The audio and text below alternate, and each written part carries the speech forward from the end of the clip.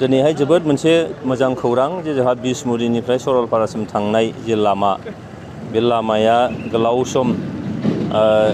मोनसे गाज्रि अबस्थायाव दंमोन खिन्थु दिनैहाय भारत सरकारनिफ्राय PMGSY नि गेजेरजों मोनसे 34 आरोबाव 35 crore बेनि मोनसे स्किम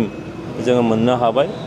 PMGSY नि स्किम बेनि गेजेरजों बेखौ मोजाङै बानायनाय जागोन आरो जि बानायनो लादों बे गोदान मोनसे टेक्न'ल'जि जाय टेक्न'ल'जिखौ नर्थ इस्टआव आसामाव बड'लेण्डआव मावफेरनाय जायाखै बे टेक्न'ल'जि बेखौ मावनाय जागोन आरो बेखौ जितु बिराद मोनसे इम्परटेन्ट मोनसे लामा बे लामाखौ दिनैहाय जोङो अन्थाइ खाम्फा गायसननानै बेखेवबाय सेंसन जाबाय मावनो वार्क अर्डार जाबाय मावसिगोन आरो थाबैनो मावफुंनांगौ दिनैनि बे हाबाफारियाव जोंहा माधब सेट्रि जोंनि UPPL नि गाहाय नेहाथारि आरो चिफ सारनि पलिटिकेल सेक्रेटारि जा लकेल MLA लरेन्स इस्लारि बिथांनि नुजाथिनाय आरो जोंनि पार्टिनि आरो BJP निबो दंमोन बेयाव बे गासैबो नुजाथिनायनि गेजेरजों जों बेखौ दिनै बेखेवबाय खोब थाबैनो मावफुंनांगौ आरो जोबोद मोजां क्वालिटिनि जानांगौ बे जोंनि प्रमद बर' दैदेननाय सरकार जोंनि आसाम सरकार भारत सरकारजों जोङो जयैनो लोगो नांनानै जिखिनि हाबाफारि लाबाय दा बेयाव थारैनो आङो जोंनि भारत सरकारनि नरेन्द्र मदि बिथांखौ साबायखर जासिगोन आसामनि chief minister doctor Himanta Biswa Sharma बिथांखौ साबायखर जासिगोन आरो जोंनि BTR नि चिफ मानगोनां प्रमद बर' बिथांनिसिम आङो साबायखर जासिदों जेन' जोंनो बेबायदि जौगानायनि जिफोर हाबाफारि बेखौ जोङो दिनैहाय दिल्ली दरबाराव लोगो लानानै आसाम सरकारजों थानानै जों दिनै बे सरकारनि आमोलाव खना खनला जौगानायफ्रा जागासिनो दं लामा दालां बान्दो गासैबो जागासिनो दङ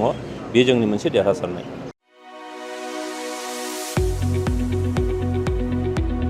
गुनगोनां गोजौ सोलोंथाइ लानो गोसो गुदुं फरायसाफोरनि थाखाय गोजोनथाव खौरां क'क्राझारनि बड'लेण्ड स्टार एकाडेमियाव फरायसाफोरनि मुं थिसननाया सोलिगासिनो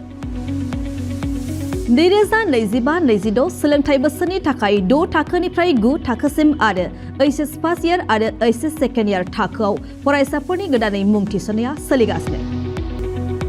क'क्राझार शहरजों नांजाबनाय साहा फारसे साखाथि तितागुरियाव थानाय बड'लेण्ड स्टार एकाडेमि क'क्राझाराव बड' मिडियामनि 6 थाखोनिफ्राय 9 थाखोसिम साइन्स आर्ट्स कमार्स स्ट्रिमाव बड' आरो इंलिश मिडियामाव HS फार्स्ट इयार आरो HS सेकेन्ड इयार थाखोआव फरायसाफोरनि गोदानै मुं थिसननाया दासान्दि सोलिगासिनो दं रोंगौथि गोनां फोरोंगिरिफोरनि फोरोंथाय होनायजों लोगोसे गोबां उफ्रा सोलोंथाइनि खाबुफोर जेरै डेली फ्री JEE आरो नीट क्लास JEE नीट आरो कम्पिटिटिभ एग्जामनि थाखाय free mock test English speaking class daily GK class career guidance library facilities personal attention